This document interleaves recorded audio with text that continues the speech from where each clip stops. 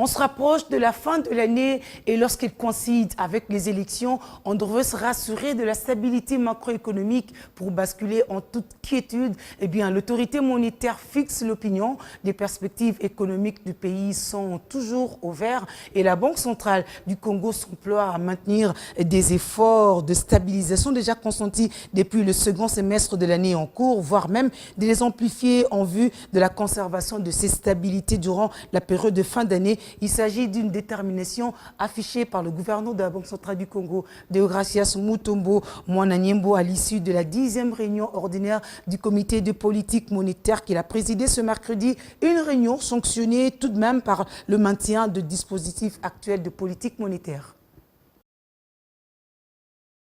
Toutes les dispositions nécessaires sont déjà prises au niveau de la coordination des politiques monétaires et budgétaires pour le maintien de ces stabilités économiques enregistrées dans le pays durant cette année électorale.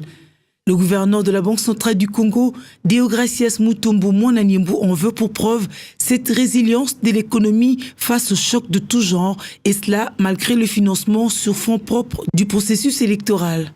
Si notre économie a su, par exemple, financer les élections sur fonds propres sur une année et maintenir la stabilité, il va sans dire que, après les élections, la RDC est en mesure de financer même pour 1 milliard, même pour plus de milliards, les infrastructures pour soutenir l'activité économique dans le cadre d'un programme d'investissement bien élaboré.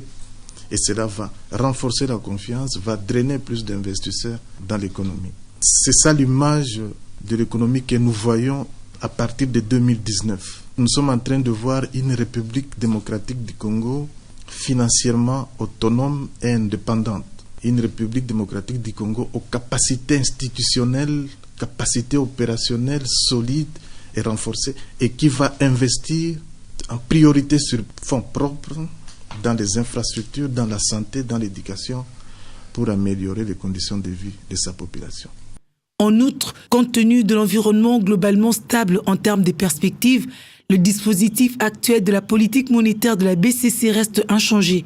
Ainsi, le taux directeur demeure à 14%. Les coefficients de la réserve obligatoire sur les dépôts en devises à vue et à terme sont maintenus respectivement à 13% et 12%, et ce pour les dépôts en monnaie nationale à vue et à terme à 2,0% et 0%. Le bon BCC sera éventuellement utilisé en vue des ajustements urgents de la liquidité.